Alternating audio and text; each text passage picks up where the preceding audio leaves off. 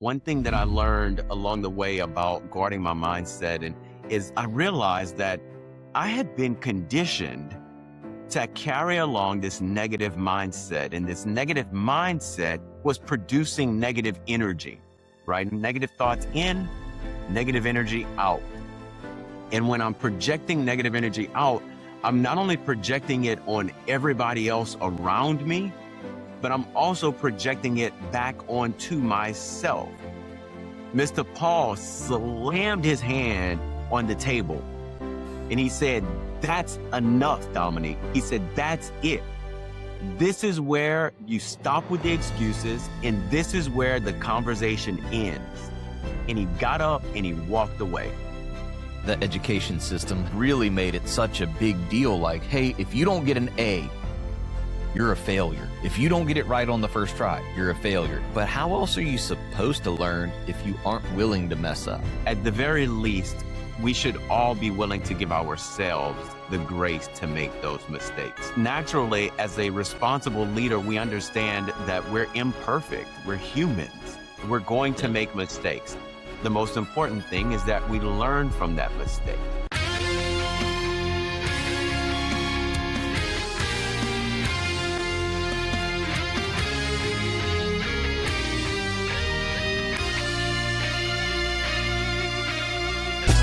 This is the Clark Connection Podcast, where 12 years of coaching championships meets real-world leadership. Coach Clark broke through at the highest levels. Now he's bringing you the playbook. Every week, real leaders, real wins. Real strategies you can use Monday morning. If you're done with theory and ready for results, this is your show. You in? Let's go! What's going on? And welcome back to another episode of the Clark Connection Podcast, where we connect, learn, and grow together. I'm your host, Aaron Clark, aka The Coach, and today we've got a conversation that every leader, entrepreneur, and growth-minded individual needs to hear. Most people think success comes from motivation, talent, or luck. But what if the real difference maker is having the right system?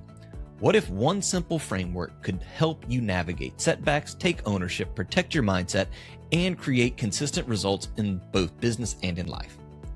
Today's guest is going to show us exactly how that's done.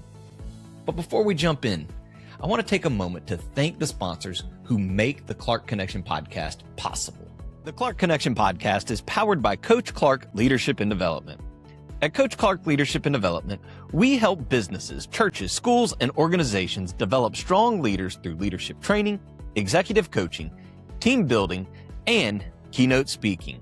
Our mission is simple: help leaders grow so their people, teams, and organizations can too.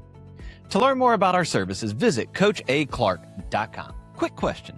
If someone asked ChatGPT, Gemini, or Perplexity for the best company in your industry, would your business even be mentioned? More and more, customers aren't searching the way they used to. They're asking AI for recommendations. And if your business isn't showing up there, you're missing opportunities before people ever visit your website. That's where TrueScaler comes in. They specialized in generative engine optimization, or GEO, helping businesses become more visible across today's AI platforms like ChatGPT, Gemini, Perplexity, and more. If you're ready to prepare your business for the future of search, visit TrueScaler.com and learn how GEO can help your business get found where customers are searching next. This episode of the Clark Connection Podcast is proudly brought to you by Hubbard Flooring Studio. Leadership, growth, and success all start with a strong foundation. And that's exactly what you'll find at Hubbard Flooring Studio. Vicki and her team help homeowners and businesses create spaces that combine quality, craftsmanship, and style. Whether you're updating a single room, remodeling your entire home, or finishing a new construction project, Hubbard Flooring Studio offers flooring solutions and custom blinds designed to bring both beauty and functionality to your space. If you're ready to work with a team that takes pride in getting the details right, visit HubbardFlooringStudio.com or call 225-924-1582. Shout out to Steadfast Electric for supporting the show. With hurricane season here, now is the time to think about protecting your home and family. BJ and his team specialize in whole home generators that keep your lights on, your food cold, and your household running when the power goes out. Learn more at steadfastelectric.com or call 225-364-9218. I want to give a shout out to Dr. Bob Smith, chiropractic internist, for sponsoring today's episode. Dr. Bob focuses on identifying the root cause of pain and dysfunction, not just covering up symptoms. If your body isn't performing the way it should, this is the kind of care that looks deeper. Learn more at brspine.com or call 225-291-2626. Dr. Bob Smith, finding the root cause, not just chasing symptoms. A big thanks to Automate Integrate Professional Services for backing the show. Andrew helps businesses simplify, automate, and integrate their systems so leaders stop wasting time on manual work and start focusing on growth. Visit automate-integrate.com or email Andrew at automate-integrate.com. Automate Integrate, systems that work so you don't have to overwork. Thank you for your continued support. And if you haven't done so, make sure you subscribe and follow the podcast. Click the little thumbs up button below and follow us on all social medias by going to search for at Coach Clark Leadership. All right, let's get into it. Today's guest is Dominique Edmond, founder of Empowered Publishing Worldwide, leadership expert, author, and a man who's helped more than 100 authors across the country turn their stories into powerful tools for influence, credibility, and impact. What's fascinating about Dominique's journey is that he didn't start out as somebody who loved to read. In fact, he openly shares how much he disliked it growing up, but through curiosity, personal growth, and a commitment to continuous learning, he transformed that weakness into one of his greatest strengths, and ultimately built an entire business around helping others share their message with the world.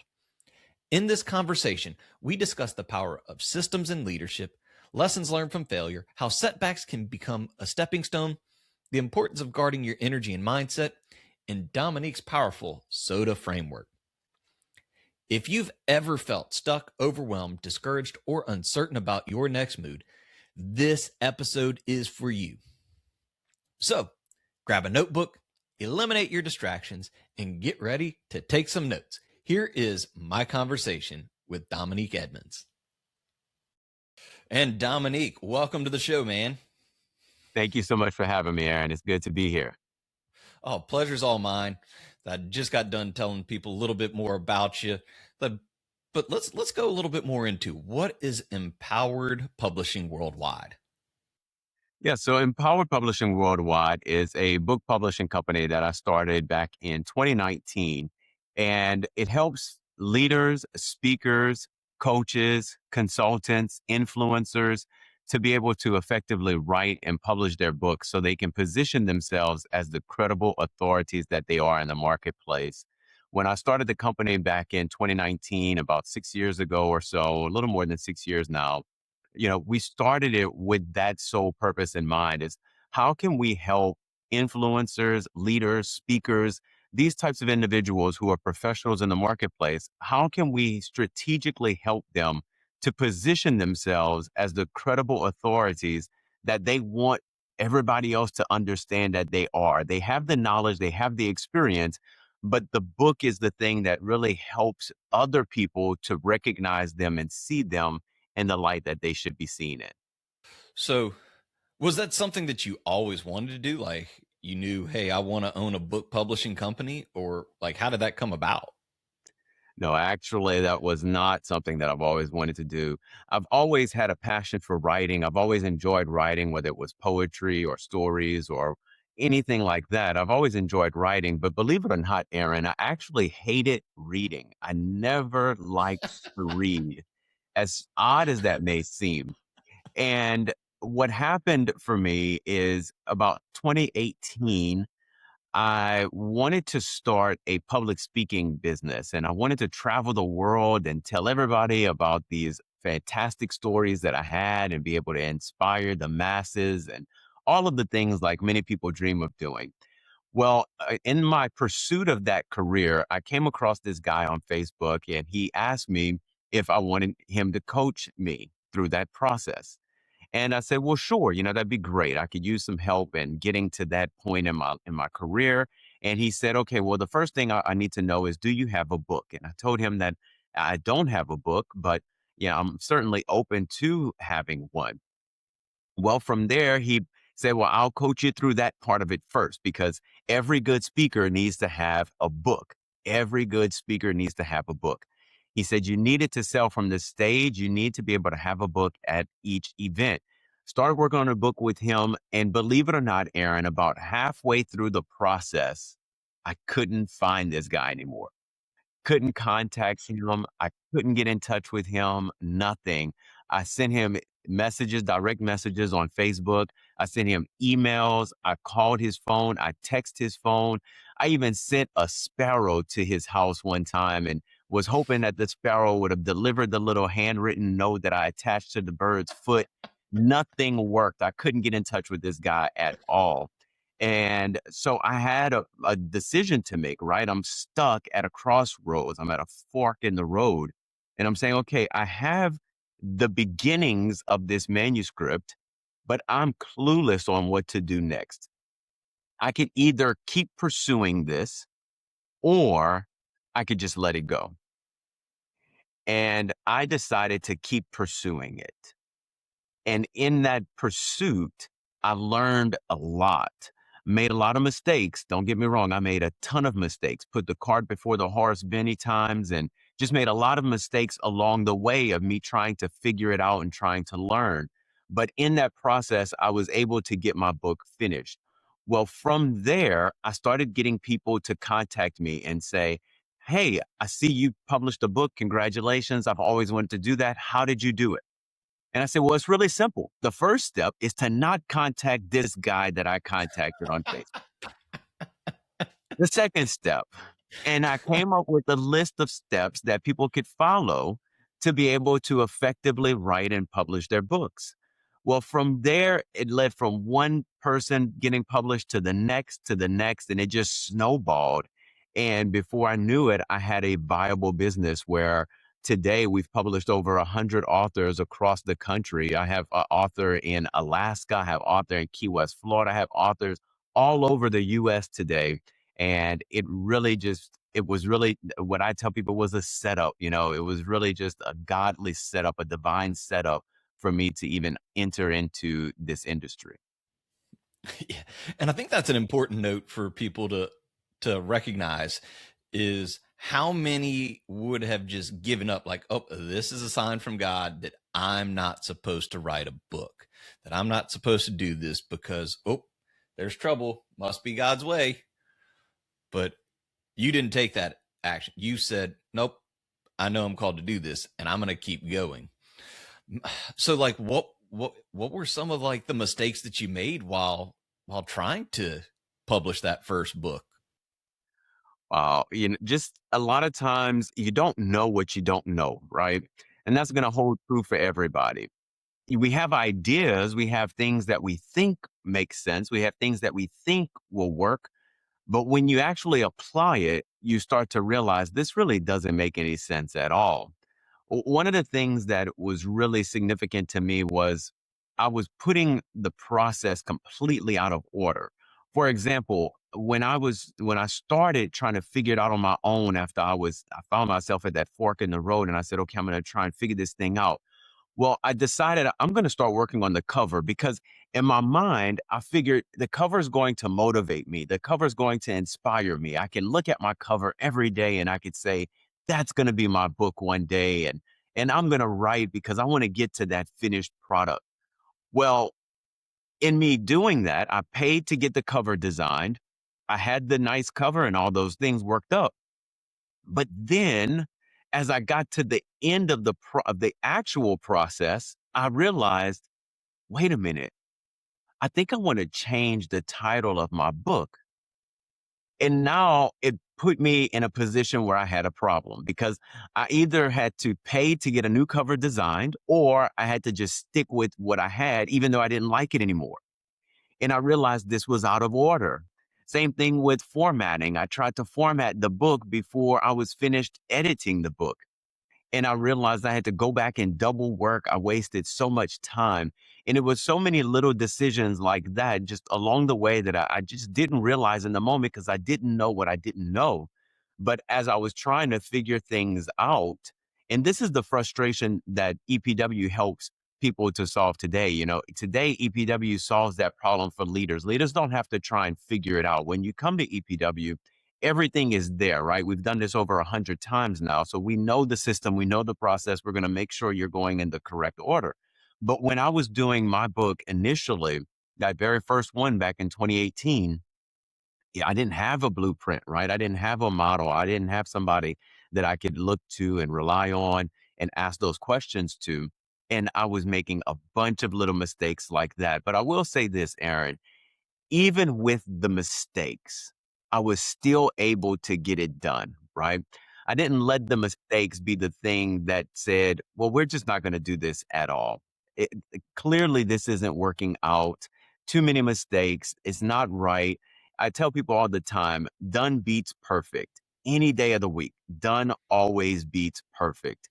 And I Yes. would encourage your listeners, that even if you're making mistakes, even if you don't have all of the answers, even if you haven't figured everything out, I would encourage you to keep pressing forward and keep moving ahead. Well, and people are, and that's one of the things like I think the education system has done that has really crippled a lot of us as leaders and people going on to develop and become entrepreneurs and try to move up in that success ladder is they've really made it such a big deal. Like, hey, if you don't get an A, you're a failure. If you don't get it right on the first try, you're a failure. And they've put so much emphasis on that. But how else are you supposed to learn if you aren't willing to mess up? Yeah, I agree. You have to have that. For one, if the world isn't giving it to you, like if the people around you, your environment isn't giving you the space to make mistakes, and we all have to have that space. At the very least, we should all be willing to give ourselves the grace to make those mistakes. And I find that that's a very important aspect of leadership is that we're going to make mistakes. Obviously, we're not in it to make mistakes. And obviously, the goal is not to make as many mistakes as possible. But naturally, as a responsible leader, we understand that we're imperfect, we're humans. We're going to make mistakes, and we have to be able to give ourselves the grace to make the mistake. And then the most important thing is that we learn from that mistake and we just make sure that we never make it again. And the way that we make sure that we never make the mistake again is that we put a system in place. I've learned that through, there's a guy named Patrick Bet-David. He wrote a book called Your Next 5 Moves. And in that book, he talks about the importance of putting systems in place because when you make the mistake, you learn from the mistake, but if there's not a system in place, that mistake can happen again. And we have to make sure we have systems in place to prevent that mistake from reoccurring in our lives or in our businesses. Right. And I know one that I can say that they used you guys for the helping publish. I know we're still in the editing phases of getting my book out, but that system made it so simple. It was one of those things because I'd been kind of doing the same thing probably since like 2019, 2020, 2021. Like, all right, I'm going to start writing a book. And I'd put together this little thing or that little thing. And like, well, what do I want to call the name of the title of my book? And I just never knew. And once I started working with EPW, you were like, Aaron, your title doesn't matter right now. It'll come. Just get the words on the paper. And within 90 days, it was finished. And I'd floundered for 6 years. So, having that system made it so simple for me as well. And I appreciate you sharing that on how that as you mess up, create a system so you don't make that mistake again. If you're getting value from today's episode, take a second to like, follow, and subscribe to the Clark Connection podcast so you'll never miss a future conversation on leadership, growth, and success. Let's dive back into today's topic. One that I thought was kind of funny too. That was that you said that you did not like to read at all prior to this. And so what was that got you over the hump and wanting to become a reader? It's so interesting, and I'll be very candid with you. I can remember when I was in, gosh, I want to say it was middle. I'm pretty sure it was middle school. I'm confident it wasn't high school because I can pretty much remember my high school years pretty good. But middle school was a blur. I was just all over the place. I was 100% boy, just being mischievous and all the wonderful things that middle school boys do. But in middle school, I can remember. Uh, and again, I'm being very candid, very honest here. It's not a proud Dominique moment, okay? But in middle school, I was the guy that would pick on other kids. I wasn't necessarily a bully per se. Like I wasn't going around beating people up, taking their lunch money, right? That wasn't me. But as far as like making jokes about people and saying things about them and to get other people to laugh, I did those sorts of things, right? And there was one particular joke that I would say about other people, and to insult their intelligence, I would say, hey, don't forget, Hooked on Phonics worked for me. And there was, years ago, for any of your listeners who remember Hooked on Phonics, that was a program that was available for really for parents to torture their kids with to teach them how to read. And I would make fun of my peers, letting them know that, hey, basically, bro, when it comes to intelligence, um, you're not really high on the food chain, basically. You And so ain't got it. Oh man. And I remember I'll never forget coming home one day from school, and there in my bedroom, my mom had this blue box and it said Hooked on Phonics. And I said, oh, this cannot be happening to me. And it had a whole bunch of cassette tapes in it. And we started going through Hooked on Phonics, and I hated every single second of it, primarily because I was the very person that I was teasing other people about, but also it was just so frustrating for me to read. It wasn't until I became like a junior in high school, sophomore, junior in high school, that I started to read. And the thing that made a difference for me, Aaron, believe it or not, the thing that made a difference for me was at that particular point in my life, I was becoming more curious about God. And in so doing, I picked up the Bible and I said, let me start reading the Bible. And that was really the first book that I started to read. It was my interest and my curiosity and the subject matter that got me to start reading. And even though I wasn't reading at this highly proficient level, I started to develop an interest in it. I started to develop an appreciation for reading. I started to develop an appreciation for the written word and being able to go through pages and take information out and learn from things that were written in a book. And when I became a senior in high school, I hadn't read through the entire Bible, but there were certain books in the Bible that I had read. And I realized how that made me feel when I had completed a book in the Bible. Let's say, for example, I finished reading the book of First John. Well, that particular book, depending on the size of your Bible, may be 2 or 3 pages, maybe less. But it made me feel accomplished because I started reading this book and I finished reading the book. And it motivated me to read another book and another book until eventually I did read the entire Bible. And I've done that several times in my life, but that's really where it started for me, was just picking up the Bible and reading the Bible was where I started to discover my passion and interest for reading. Yeah, and I think that's a crucial thing because, I was the same way. I did not like reading. I'll always remember the first time I was asked, what's my plan for personal growth? And I was like, dude, I'm never going to read a book. I graduate college in just a few months. Like, it's over after that. I never plan on reading. So don't look at all the stuff behind me. Like, none of those. But it wasn't until that I understood the importance of it, and that if you wanted to grow as a person, as a leader, the importance of reading that. And like you said, the Bible became so important for me to learn and read, because to me, that's your ultimate leadership, that business book. It was how everything was founded. It gave us a good foundation for how to go and do this. And it's just so important. But talking about the Hooked on Phonics, have you ever heard the comedian Brian Regan? No, I have not. Okay, so he does a bit on Hooked on Phonics. It's pretty funny. He's like, I don't know what phonics is, but I seen the girl that was hooked on it.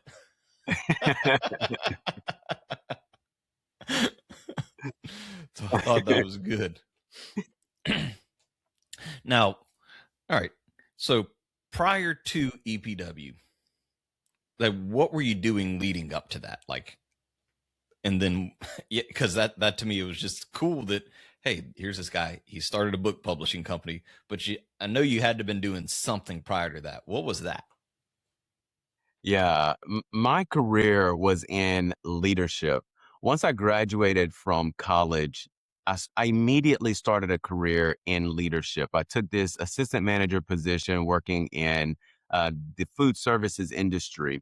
And what was very unique about that, Aaron, was that I was extremely young. When I graduated from college, I graduated at 21 years old. I was really young, but I entered into this leadership position immediately.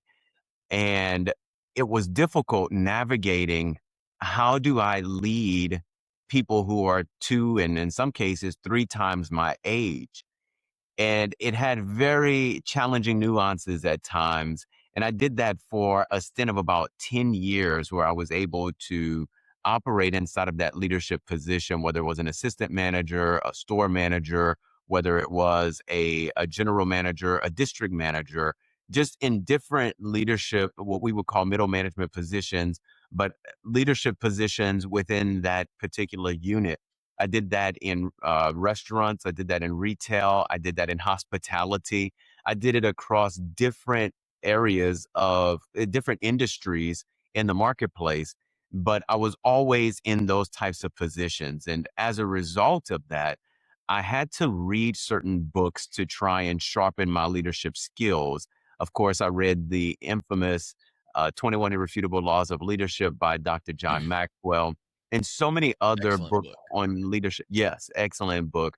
So many other amazing, incredible books on leadership. Read so many books by Zig Ziglar, read books by Tony Robbins. I mean, so many people that we all are familiar with. We've all heard their names, read their books probably, and so forth. But at a certain point in my career, I started to transition out of it. And in fact, it got to a point where I was working with this one particular retail company, a major company. If I call the name, you would definitely know who that company is. But my location was in a struggling mall, and the mall itself was closing down. It was retailers were moving out left and right. And what ended up happening is I got a phone call from my employers telling me that the decision had been made that they're going to close my location. They gave me a choice. They said either you could take a severance package and you can leave, or we can relocate you to another position, to another location, excuse me. But if we relocated you to another location, you will not have the same position as store manager. Well, I took the severance package. I said, okay, well, maybe this is my cue. Maybe this is my sign from God that I need to move on. And that's what I decided to do. I left and I struck out and said, okay, I'm going to start my own business. And that's when I got in touch with the guy that I met on Facebook, and I started trying to pursue that public speaking business. But in the interim, I also was approached by another gentleman who said, hey, I think you could do great as a MLO, or a mortgage loan originator. I said, huh, maybe so. What does that look like? What does that mean? He kind of gave me the details of what that could entail for me, went through some numbers, and I said, okay, I'm in. I went, I studied, took the test, got my license to be a mortgage loan originator, and I started my career in that. It was a very short-lived career. It was about a 2 to 3 year career. But in that, I was actually learning some vital skills that would be applicable to me being a business owner, because there's a lot of liberty when you're an MLO. especially the way that my company was set up. My company was in Las Vegas, Nevada. I'm in Baton Rouge, Louisiana. We're hundreds of miles apart from each other, right? I had to be able to manage myself. I had to be able to organize myself. There were so many things that I had to do logistically that would benefit me when I transitioned into business ownership. And that's what I do now, right? Now I'm owning EPW, I'm running EPW, but there were so many foundational things I learned along the way. And that's one thing that I think is really important for people to always keep in mind is each stage along the way, each part, each transition, if you will, is vital. Don't overlook what you're experiencing today, thinking, okay, well, I'm not here. I'm here right now, but I want to be here, and I'm just so frustrated that I'm not over here. But there's something to learn at each stage along the way. And if you're so in a rush and if you're not paying attention, you're going to miss all of the skills, all of the training, all of the things that are required for you to actually sustain yourself over here. A quick thank you to our premium sponsor, Hubbard Flooring Studio. Whether you're upgrading your floors, refreshing a room, or adding custom blinds to complete the look, Vicky and her team are committed to quality workmanship and exceptional service. Learn more at hubbardflooringstudio.com or call 225-924-1582. Let's get back to building better leaders. I believe that the reason why I'm able to be successful, one of the reasons that I'm able to be successful as a business owner over here today, and I'm not still over here, is the fact that I learned so many things along the way. As a 21-year-old assistant manager, I learned how to respect other people while I'm leading them. I learned so many great skills through my lifetime. And I didn't waste a single moment, right? Don't waste any moments. Don't take any moments for granted. Learn in that moment and know that it's being used to build you to your next moment in life. No, I totally agree. That's one I think it's hard for us in general, especially. I mean, we're even past like the microwave culture now because you can just like do whatever and you have food or it's just there. It's always there. It's always provided, and not overlooking that. What are you supposed to learn in this moment? Like, what lesson are you supposed to try to learn while you're sitting here in this period of waiting, this transition of waiting? You know, it's got me thinking, you know, like if we go back in the Bible, you know, Joseph, he got sold into slavery. Like what? Like, I mean, come on now, your brother, like your sibling sold you, man. Like that's horrible. But they learned those lessons, like you said, that ultimately preserved the nation of Israel, that to make them prosperous and move on. Same thing with King David. You know, he was anointed and waited 20 years before he actually became king. Like how many of us would have given up before year one was over, before year two, you know, 20 years. That's a long time to wait for something that you were told you're next. But learning all those difficult things in there. And so it kind of got me questioning, you know, what would you say was the biggest leadership lesson that you learned that throughout all of that time? I mean, I guess from the start at 21 to even today. The biggest leadership lesson, man, there's so many, right? There were so many lessons that I learned along the way. I guess one of the biggest ones that I learned was to keep myself mentally fit, if you will. I don't know if that's necessarily the best way to articulate it, but I did learn that my mental capacity has to be there. It has to be on target. It has to be, and it doesn't mean that where I am mentally today is where I'm ultimately going to be for the rest of my life. But it does mean that mentally, I have to be in the right mental frame of mind for where I am in the moment, wherever that is, right? Whether I'm that 21-year-old assistant manager or whether I'm the 40-year-old business owner or whatever stage of life I'm in, it's so important for me to guard my mindset. One thing that I learned along the way about guarding my mindset and is about having positive energy, okay? And this idea of having positive energy became critical to me throughout my career because I learned, it's so strange. I didn't even recognize it at first. I came across this guy's name is Mike, but in working with Mike for a period of time, I realized that I had been conditioned to carry along this negative mindset, and this negative mindset was producing negative energy, right? Not trying to get into the scientific explanation of all these things, but just keeping it very simple. This negative mindset was producing negative energy on that. So negative thoughts in, negative energy out. And when I'm projecting negative energy out, I'm not only projecting it on everybody else around me, but I'm also projecting it back onto myself. Simple example. When I realized after coming in contact with Mike, I realized that simple things, let's say you wake up in the morning and you go outside and you are getting ready to leave for the day, get in your car, turn the ignition, the engine starts, you put the car in drive, you start moving, and all of a sudden you hear, "Pum, pum, pum, pum, pum, pum, pum, pum." Well, you realize right away, I must have a flat tire. So you put the car back in its position, put it in park, you get out of the car, you look, and sure enough, on the passenger side, front tire is flat. Well, my conditioning, what had been put into my brain was, this is a bad thing. It's going to be a bad day. You have to be upset. And I would just get frustrated like everybody else does. I can't believe I got a flat tire. Now I have to jack the car up. I have to change the tire. I'm gonna have to go find a place to go and get a new tire put on here. I have to do this. I have to pay for that. I have to, and on and on and on. All the negative things would go in, right? Then what happens is you begin to project that out onto others, right? And this all deals with guarding your mental health or your mental well-being. This is the energy, right? Now the energy starts going out to the world. So when I show up to the place, let's say I don't want to name a particular car shop. Let's say I show up to ABC car tires. I show up there. Well, guess how I'm talking to the guy at the counter?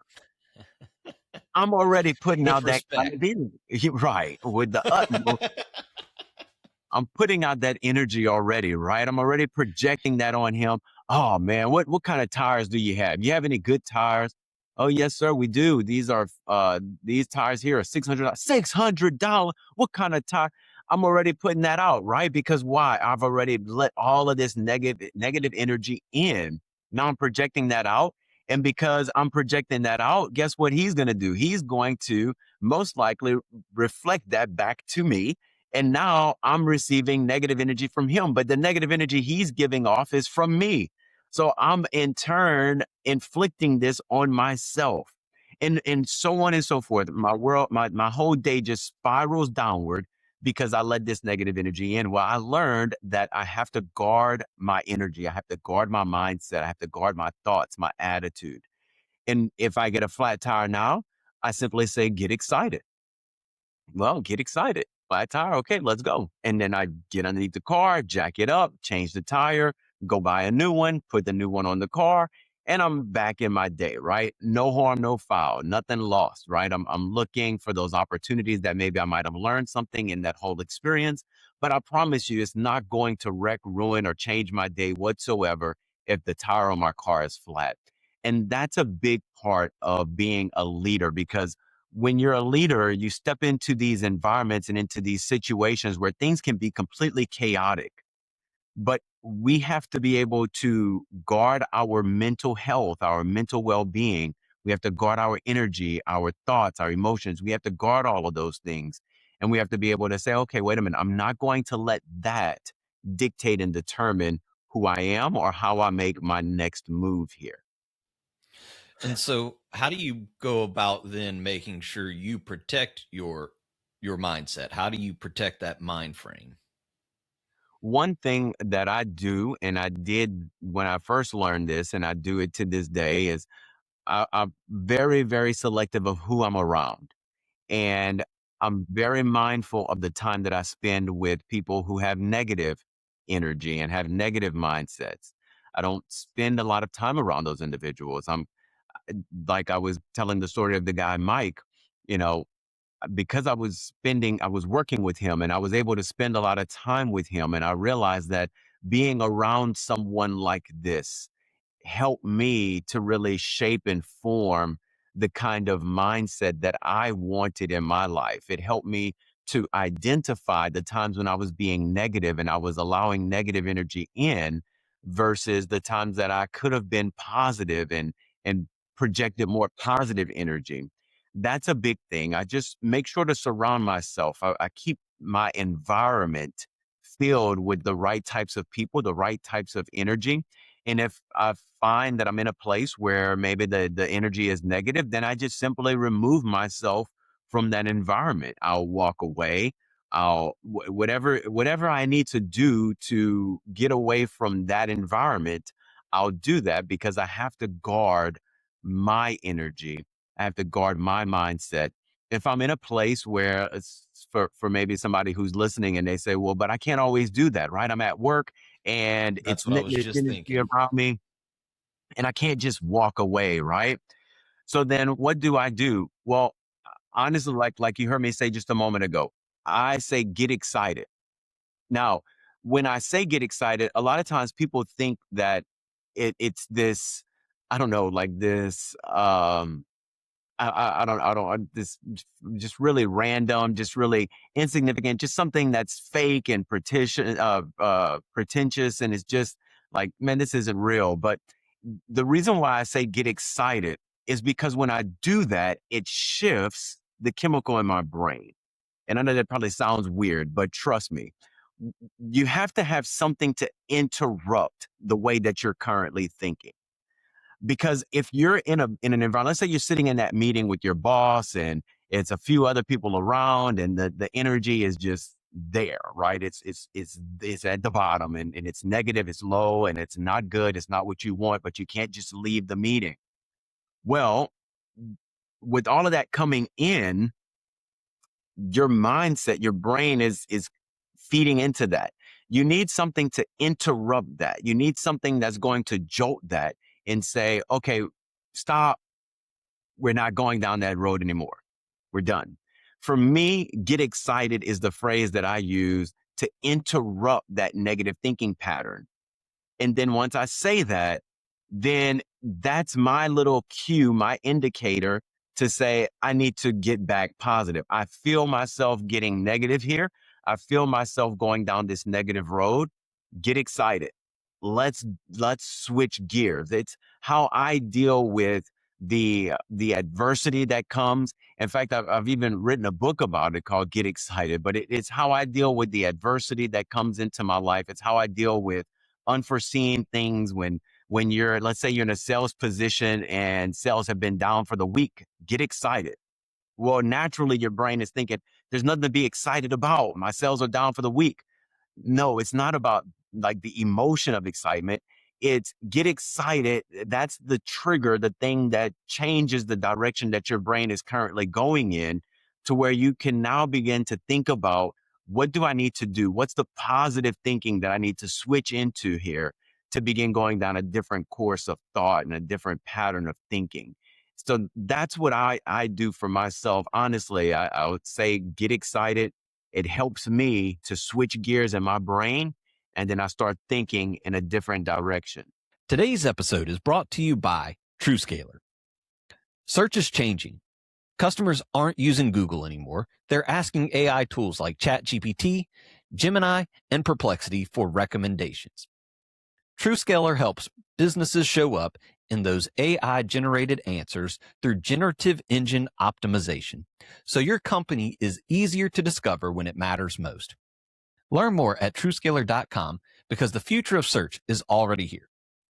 Now back to the conversation. Yeah. And it is difficult, because that's what I was initially thinking. It's like, well, what if it's somebody that I can't not be around?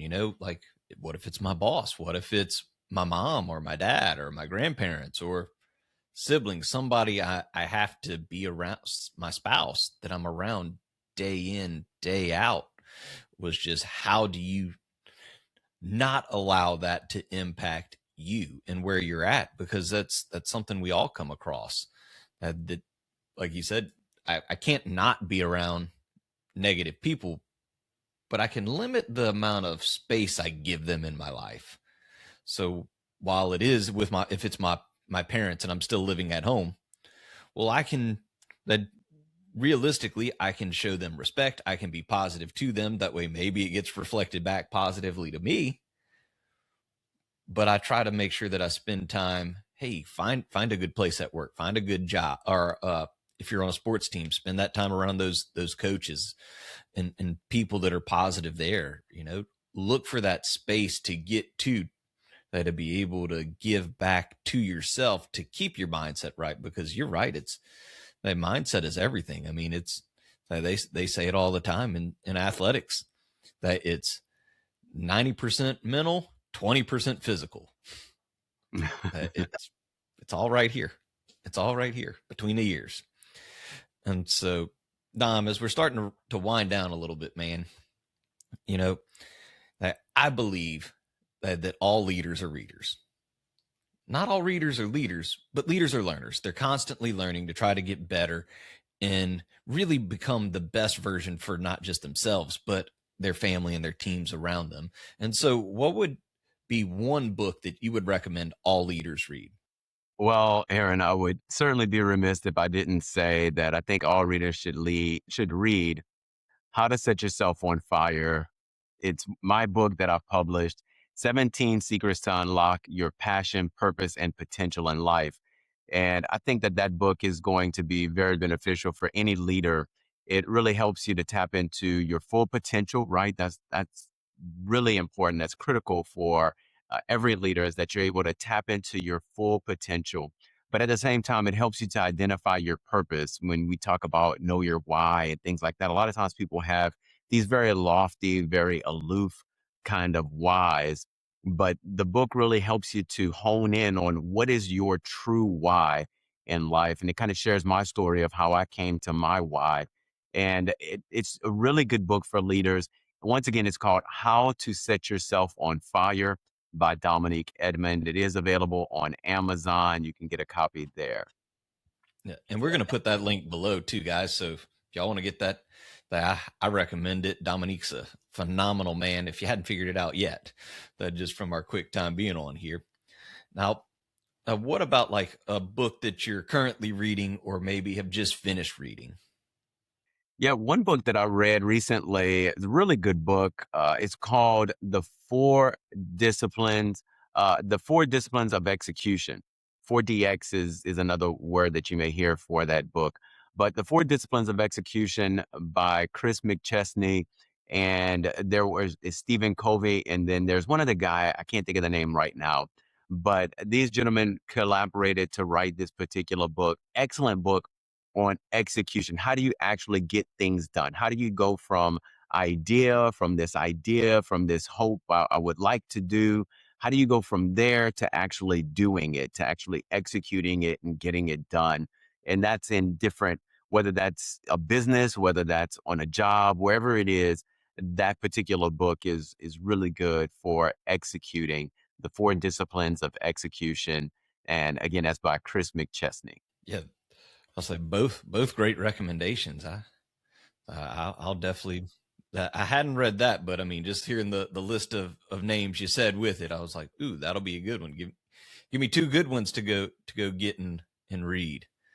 And last question I always ask everybody: what's something that I should have asked you that I didn't ask you? That's a very interesting question, Aaron. I appreciate it. I don't know. I guess one thing that I would say is you didn't ask me what is the SOTA model. Okay. So what's the SOTA model? I want to take our relationship to the next level. Let's become social media friends. Follow me at Coach Clark Leadership, and let's keep the conversation going in between episodes. Now let's get back to the connection. Well, I'm so glad you asked. So the SOTA model is a model that I discovered while I was in college at Southern University in Baton Rouge, Louisiana. While I was there, I was working as a student worker for the catering service there on campus. And because I was studying in the field of food science and management, the organization put me as a student manager inside of the company. Well, one particular weekend, my boss decided that he would give me a little bit more responsibility, and he allowed me to be over three different projects, three specific events happening that particular weekend. So I was over those three events. And at the end of the weekend, on that Sunday afternoon, he sat down with me in the student union to recap those events. So we're sitting in the union now. At this particular point on Sunday, the student union was closed in the afternoon. It would open later that evening. So there's nobody else in the student union in the dining area except for my boss and me. We're sitting at this one table and he says, "Okay, Dominique, so your first event was that Saturday morning. You were supposed to put out some coffee and some pastries for the event. How did that go?" And then I tell him, "Well, I think we did a really good job with that. I put the coffee out there. I put the orange juice, the apple juice. I put some pastries." He said, "Okay, well, the person who was hosting the event told me that you forgot to bring the creamer for the coffee." He said that was missing from the event. I said, "Oh, yeah, yeah. I did forget that, but everything else was good." He said, "Well, you should have had the creamer." I said, "Okay, well, I couldn't find it, Mr. His name was Paul. I said, "I couldn't find it, Mr. Paul. So I just went with what I had, but I think everything else was good." He said, "Okay, well, the second event that you had, you were supposed to put some cookies out for this event. It was a party that somebody was having, and you were supposed to put the cookies out." I said, "Oh, yeah, I did that, Mr. Paul. Put the cookies out there. The cookies look good. We had the variety, chocolate chip, macadamia, and all the things were out there. It was good." He said, "Well, that's not what I heard from the host of the event." I said, "Well, what did you hear?" He said, "Well, the host of the event said that you didn't do any real decorating of the tables, that you basically just put the cookies out there on the trays and that was it." I said, "Well, Mr. Paul, for one, I didn't really have time to do all of that. Number two, what's the difference between fluffing some tablecloths and just putting the cookies out there? I mean, ultimately, at the end of the day, they want the cookies, and I delivered cookies, and they were all there. I had however many they were supposed to be.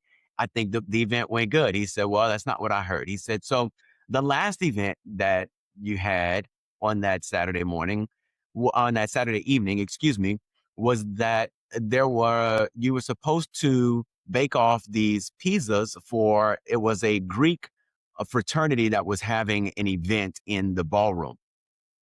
And I was responsible for, I don't remember how many of these things, but it was a bunch of pizzas I was supposed to bake off." Well, I went to the cooler, grabbed them out, put them in the ovens and started baking.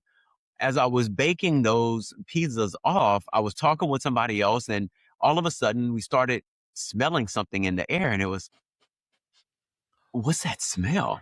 It Ooh. said, I don't know." And then the guy that I was talking with, he said, "Ah, the ovens." So he ran to the oven. He swung open the doors of these convection ovens. So it's a double door that opens up. He opened up the door and all this smoke just poured out of the oven. So we just started opening all of the oven doors because we realized they were all burning at that point. Well, sure enough, um, I don't know how many of them I burned off. I burned off a good bit of them, salvaged what I could and brought it to the event. And Mr. Paul is sitting down with me now on this Sunday, and he's explaining what he was told about the event. And I said, "Well, Mr. Paul, you have to understand, like, whoever prepped those pizzas for me, I don't know why they put it on wax paper instead of baking sheets. Wax paper and baking sheets look exactly the same. And I didn't know. And I just put the things in the oven thinking that they were ready to just go in the oven." I said, "Whoever prepped it shouldn't have prepped it that way." He said, "Well, you should have checked before you put it in the oven." I said, "Well, I didn't understand. But look, even if I did burn some of them, I did salvage others. I salvaged the majority of them. And I was able to still bring what we had to the event. And we were still able to have an event." He said, "Well, that's not what I heard." I said, "Well, Mr. Paul, but you don't understand." Now, at that point, Aaron, at that point is where the lesson came in. Because at that point, Mr. Paul slammed his hand on the table and he said, "That's enough, Dominique." He said, "That's it. This is where you stop with the excuses, and this is where the conversation ends." And he got up and he walked away. And I was sitting there at that table in the union by myself. And it wasn't until a few years later, immediately after that conversation, I knew, okay, I probably lost my job. But a few years later, I learned the lesson and I said, Mr. Paul was right. And that's where I discovered the soda model. What Mr. Paul wanted from me that day was the soda model. All he wanted was one S. Stop with the excuses. And as leaders, it's so easy for us to make excuses as to why we're not producing the results that we should be producing. And nobody's interested in our excuses. That was the big thing that I learned from Mr. Paul that day, is no one is interested in my excuses. People just want me to deliver. The second thing, O in the soda model, is I have to own.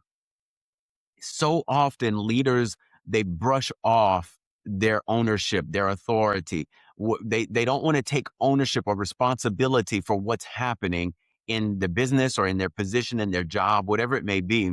And instead of doing that, they blame other people and they shift the responsibility, all to try and save their own face. But in reality, leaders are going to own whatever it is. They own what we would call in retail, we said, you own the black and you own the red.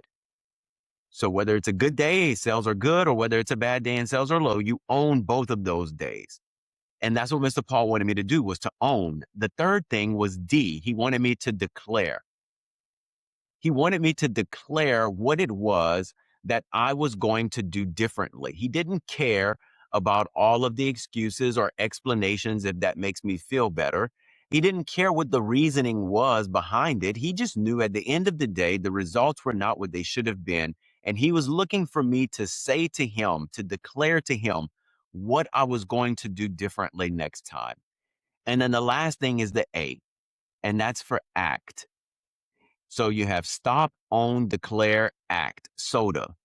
And all Mr. Paul all he wanted from me that day was to act in alignment with what I had declared. If I declared that I was no longer going to just throw pizzas in the oven without checking to see if it's on a baking sheet, then he would have expected my action to follow suit, right? To align with what I declared. And that model, the soda model, has served me well over the years, and I've been able to apply it in so many different aspects of my life. And hopefully your audience will be able to benefit from it as well. Man, dropping a great nugget right there at the end. So, I mean, dude, if you've been listening the whole time, drop a soda in the comments. Man, that was powerful, Dominique. I'm glad we saved that for last. And that was one of my notes that I had. I was looking back through when you said it. I was like, that was one of the things I said, what is this model from what we had talked about? So Dominique, if anybody wants to reach out, get connected with you, EPW, how do they reach you? Yeah, the easiest way to connect with me, if you're looking to publish a book or if you're interested, have questions about any of that, the easiest way is going to be to call. You can call the office. It's 225-412-3130. And that'll connect you with our office. We'll be able to help you to either get started with writing your book, publish your book, or any questions you may have, we can answer those for you. Apart from that, if you're just looking to connect and network, then I'm on LinkedIn. You can look on linkedin.com, and I guess we could probably put the link there in the comments below as well. But you could just search Dominique Edmond on LinkedIn, and you'll be able to find me there. Yes, and we're going to put again, guys, it's all in the show notes. You don't know if you're driving and listening to this and you're like, oh, I couldn't get... Once you get to where you're going, just go to the description. It's down below. Dominique, I appreciate you hopping on here and sharing your experience that you learned as that even up to now and what all you're currently learning. We'll definitely have to get you on again. Yeah, I love it. Sounds good, Aaron. Thank you so much for inviting me and having me on today. Oh, my pleasure. What a powerful conversation with Dominique. There were so many valuable lessons packed into this episode, but one thing that really stood out to me is this. Growth doesn't happen by accident. It happens through intentional action, consistent learning, and having systems that help you stay focused when life inevitably throws challenges your way. Whether it was his journey from hating reading to becoming an author and a publisher, his emphasis on leadership through continuous learning, or the practical application of the SOTA framework, stop, own, declare, and act, Dominique reminds us that success isn't about avoiding obstacles. It's about how we respond to them. I loved his perspective on protecting your energy, guarding your mindset, and how to interrupt negative thought patterns before they gain momentum. Those are leadership skills that apply whether you're leading a business, a team, your family, or simply just leading yourself. If you got value from today's episode, do me a favor.